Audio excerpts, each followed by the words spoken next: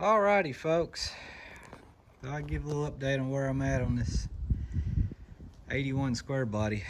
I'm hoping to have the bed back on today, at least set in place. We'll see how late that is or not. But before I get to the brake lines that you can see, finally did get those in. Got them in shipping wise, and I've got them put on the truck installed. I did a little. Let me see where this stuff is. I did a little paint work, per se, on some of these rusty areas here. Probably not the best, but before the bed goes back on, I wanted to address some of the surface rust, and we had a little bit down here too that I did.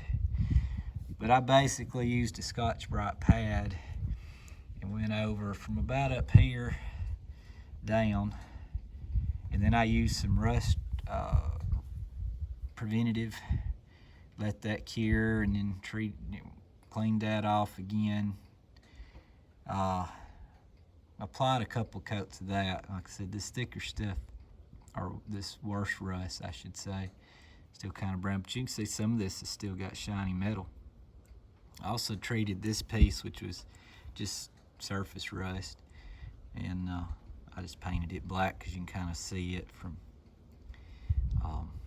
under the truck a little bit there. But as you can see, it's got a shiny finish to it. And I also went down, I did that piece too, but I went around here because there was just a little bit of surface rust down here. So I did the same thing that all the way across. I did the same thing on the other side. But what I used in the end was just this clear gloss enamel from Rust-Oleum. And that's actually what I bought to do this bed. I'm gonna clean this bed up, and gonna do the sides inside and the bottom with that just clear enamel, just to kind of keep it from rusting. And I've got a bed mat on order, custom fit bed mat that's gonna go in here, so you're not really gonna see it. It's more to just protect and preserve. That's really it. I've got the bed cover in, got the bed rails in. They bent my bed rails in shipping. Well, let me back up. The bed cover, the first one, got damaged in shipping. Didn't even make it to me. FedEx called me. Was like, the box is tore open and it's damaged. So they sent it back before I had to deal with it, thank goodness.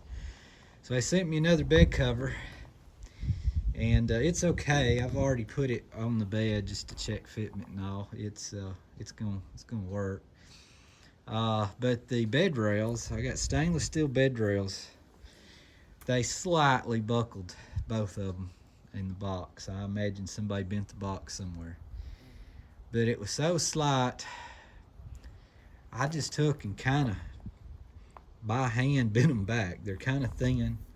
I did use some pliers and some rags. I wouldn't scuff it just a little bit, but it was going to be so much hassle to get those back, and I think those were special order when you order them.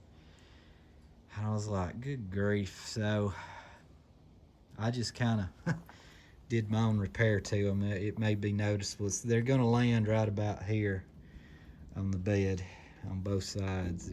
But the main thing was just to kind of cover this bed top, all the scratches and all, and give a good smooth surface for the bed cover to set on and seal. And there's a piece, I think it's coming today. I had to order it different. It was odd. The place that had the bed rail caps didn't have the tailgate, and the place that had the tailgate cap didn't have the bed rail cap. So and I don't know, neither one of them had me listed. It wasn't like it wasn't an out of stock thing or something like that. But it's coming today, and I'm hoping to get it because I want to see how far it comes down here close to these screws. And there's a reason why. One of you, and I don't remember which one it was, so forgive me, educated me on what this was. So on the side of the truck, I noted this in one of my very first walk around video, was this unique badge here you rarely see, electronic spark control. It has that badge on each side. Apparently unknown to me, and I've never seen one before. Apparently they're very rare. There's a badge here with two little studs. It's plastic and I think it's adhesive, and you can see these little spots here are little bits of adhesive. So that lends me, because these holes were like pre-punched before it was painted, and you can see the paint around it and you can see the adhesive. That's another indication on this truck that we got original paint truck. But anyway, I've sourced one of these badges, and well, I won't go into all that, but I'm debating putting one of those badges back right here, but I want to see how far that rail cap comes before I do it, because if it's going to interfere with this, I'll do something different. But hopefully it comes down just enough that it won't interfere with the badge, and I can put the original badge back here that was on the truck originally. Well, it won't be the badge, but a new old stock badge or something of that nature. I've found a handful of them. Obviously not going to be able to cover up all this. But the good thing about this clear coat is where I've sprayed it where the truck's been buffed, like on the sides here. And I did a little bit on this door over on this side.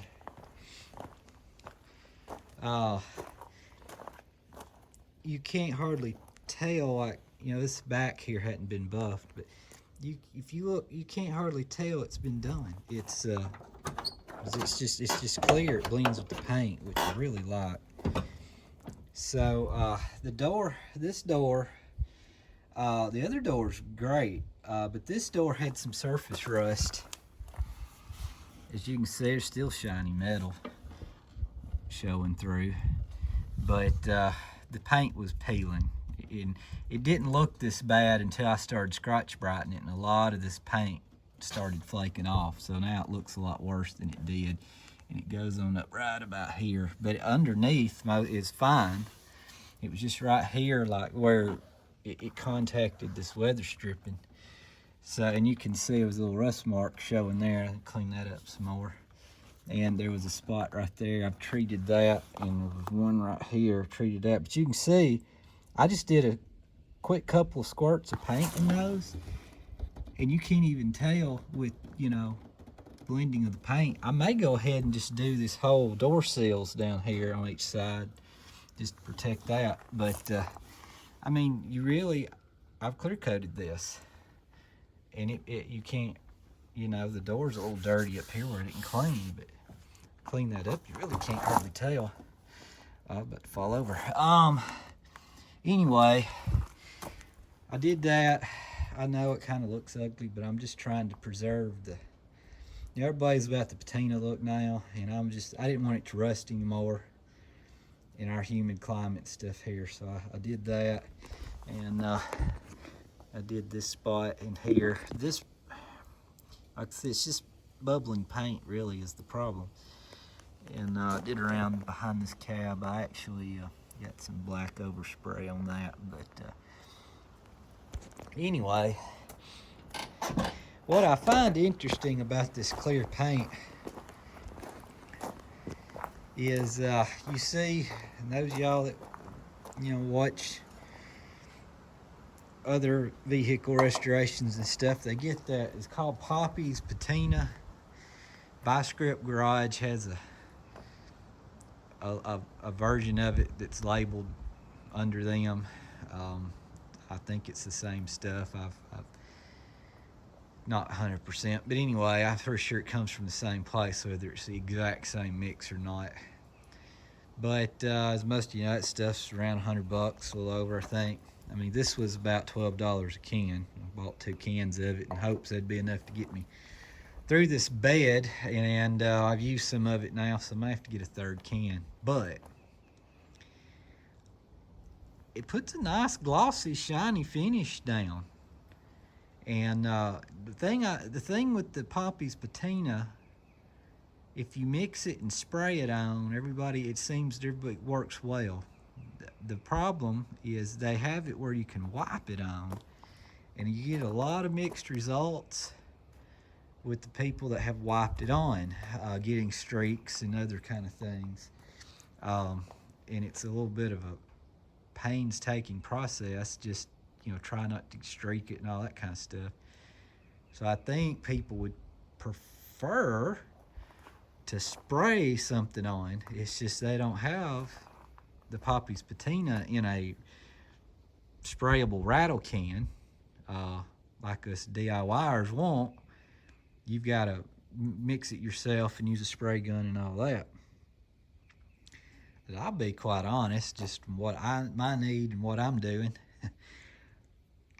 I mean, I think that it gives it a nice wet look. You can see the difference right here where I went across. I tried to do a narrow band right here across the bottom, and you can see how it shines that up and whatnot. But anyway, that's my 2 cents on this clear gloss Rust-Oleum. I think if a person's wanting to do a patina preservation, kind of, and covering up rust and trying to treat rust and stop it and keep it getting any worse, that's a viable option. I don't know, we'll see. Maybe it won't flake or come off, but okay, where am I? All right, like I said, I'm gonna try to get the bed on today. I hope, or I'm at the point right now where I'm about to bleed these brakes. I just got these new lines installed. I got the new brakes put on. That was another fiasco. So I took this side off first because the other side was the one that was locking up or dragging or grabbing, which it only ever done it with me once. The first day I had it, it's never done it again. But anyway, took this drum off, got in there, everything looked okay. Matter of fact, the pads looked real good. This drum could use a turning if it's not too far gone for a turning. There's 2 grooves in there, and somebody had been in this side before. So something happened in here. I don't know what, but wore 2 big grooves oddly positioned inside this drum. And when I took the brakes apart, there's a thicker pad and a thinner pad. The thicker pad is also longer than the thinner pad. So I took it apart, took the new brake parts, put it all back together like I found it, went over to the other side. Well, I pulled the drum off this side and immediately noticed that the thicker pad was on the back, where the thicker pad over there was on the front. And I was like, oh great, which way's right? Now this one, oddly enough, I don't think had ever been into. So that lens, we've been questioning from the start, is this a 40-something thousand mile truck like the odometer says? And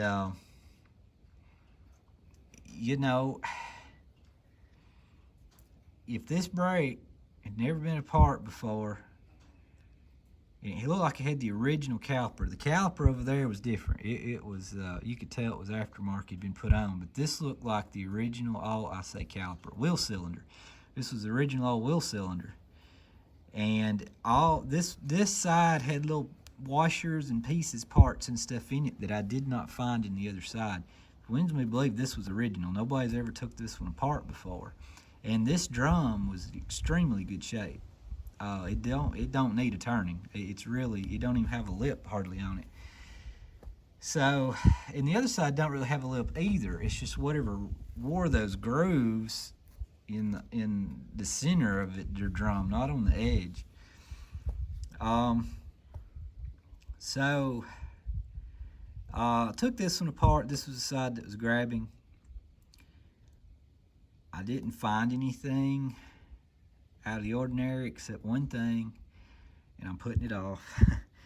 The axle seal, I believe, is leaking on. Well, I know it's leaking on this side. It's not really bad, but there was oil in here, not running oil, but oil residue. And of course, this truck's probably set a lot, so it dripped straight down on the drum, and then it would get carried around on the pads. That's what I figured. It leaked probably mostly from setting, I'm gonna guess, not. Well, I say setting. I guess you think about this because the oil is going to run down and probably be below the seal. So I don't know. I'll take that back. It was all a guess. But either way, this seal is leaking a little bit. How has it been that way for 40-something years? In that case, there wasn't all that much oil in there, but regardless, it is leaking. Sad part is I just did the differential cover and resealed, new oil, and it was like, oh man, I have to take all that apart, pull the axle out, put that seal in. So I put all new brake parts back in it. I'm going to let that kind of ride. I'll probably inspect it in a little while, see what I'm seeing with oil. If it looks like it's going to persistently get worse or is already worse, I'll probably go ahead and undo what I done, and we'll get new seals. Probably go ahead and do both sides. The other side, there was a little residue around the seal and the axle, but not out in the brake area. So it's actually probably okay, assuming somebody hadn't already done that seal. I don't know. But somebody had definitely been in that side over there. Something had went wrong with that side. But this side I don't think had ever been touched. But we'll see what happens. The grabbing may have been from that oil being in here. And driving it some may have helped it, clean off a little bit. But if it sets and all, it's probably, I imagine I may start seeing this grabbing again. And it's going to force me to do this seal, which I probably should have went ahead and done. I wish I had pulled them brakes apart before I'd done the rear def cover and new oil and all. But anyway, running out of time. I guess got about 3 more days left to try to get this truck piece back together. And I don't even have the carb sitting on the engine right now, and it's all disconnected. I'm still dinking with stuff there. So it ain't even running at the moment. Brake lines, got these in. Got this new hose. I left this original fitting here, even though I had to use a pair of vice grips, put it back on. Like I said, I did get it loose from the old hose, but hopefully that won't leak. New lines are in. They actually fit and lined up really well. I was worried I was going to be bending and prying and trying to get those to line up and get the thread started and all that, but they actually worked out. So I haven't bent these little tabs over yet. I'm waiting. I'm gonna make sure I don't have any leaks and stuff. I don't want to bend those anymore. I have to, or they're gonna break. Anyway, so I'm gonna bleed these. I'm gonna use vacuum. I'm gonna pull the fluid through each side till we don't get air, and watch my brake fluid. I got a new bottle. I got a couple of bottles of brake fluid. I got one I've used a little before, and I've got a new one I just got. But anyway, that's where I am. I hope to get, like I said, this bed at least set on today, because it's going to be raining tomorrow. And if I come out here tomorrow, I don't want to have to be in and out of the rain with it trying to put it on. So if I at least get it just set on the truck, I can come back tomorrow and bolt it down. Anyway, the bumper is here in that moving blanket. You can see I've repainted it. It's all done. I even got the tag on it. So I'm gonna leave it sitting there right now. if things go well, maybe get that on there today, but I don't know yet. We'll see. If I want to bring it today when it wasn't raining, because I knew I was going to wrap it up in that moving blanket and get it here. Try not to scuff and scratch my new paint job. All right, there's your update. I'm gonna let you go and get back to bleeding this and making some progress here today. Thanks for watching. See ya.